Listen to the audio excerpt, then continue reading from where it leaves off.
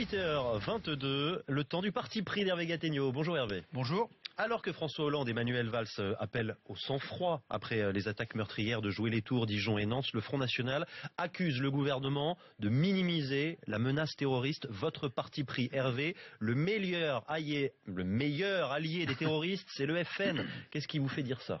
C'est la définition même du terrorisme, c'est l'utilisation de la violence dans le but de terroriser la population. Or, le Front National ne pose pas de bombes, il ne tue personne, mais c'est un parti qui, ouvertement, systématiquement, exploite les faits divers pour attiser la peur et aussi pour justifier, pour amplifier des sentiments d'intolérance, de rejet, de racisme qui existent et dont le Front National cherche à tirer un profit politique.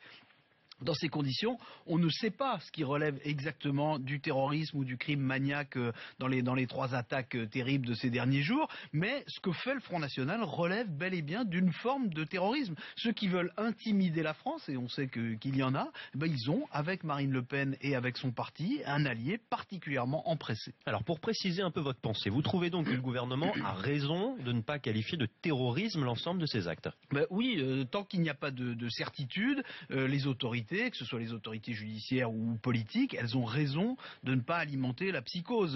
Ce sont des attaques qui sont déjà quand même assez effrayantes en soi pour qu'on y ajoute des mobiles fanatiques qui ne sont pas avérés.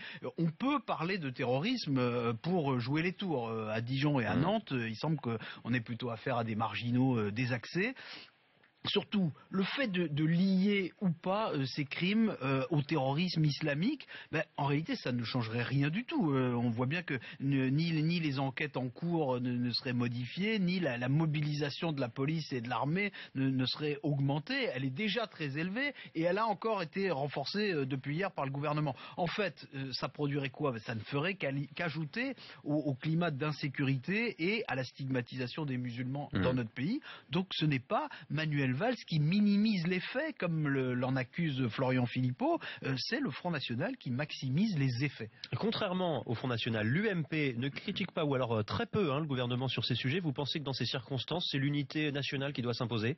Vous savez, moi je me méfie toujours des unanimités de circonstances. Ce que je pense, c'est que l'opposition a le droit de critiquer le pouvoir, même sur des sujets qui touchent à la sécurité nationale, mais à condition qu'il y ait matière à critique. Donc ce n'est pas une question d'unité, c'est surtout qu'il faut faire primer la raison sur le fanatisme. Donc il faut refuser aussi bien l'angélisme que le catastrophisme. Le Front National, lui, il cherche toujours le scénario du pire. Vous savez, Jean-Marie Le Pen disait déjà il y a 30 ans que le sida allait ravager l'Occident. Marine Le Pen a prédit 20 fois l'explosion de l'euro. Elle a même cru récemment, vous vous souvenez, que les otages qui revenaient de captivité avec des grosses barbes étaient des agents islamistes infiltrés. Bon, la meilleure réponse à tous ces délires, c'est en effet de garder son sang-froid et donc de préférer la rationalité à la radicalité. Une chose est sûre tout de même, Hervé, terroriste ou non, il faut bien reconnaître que ces passages à l'acte d'individus isolés rendent très compliqué le travail des forces de l'ordre. Est-ce que les mesures annoncées hier par Manuel Valls sont suffisantes ?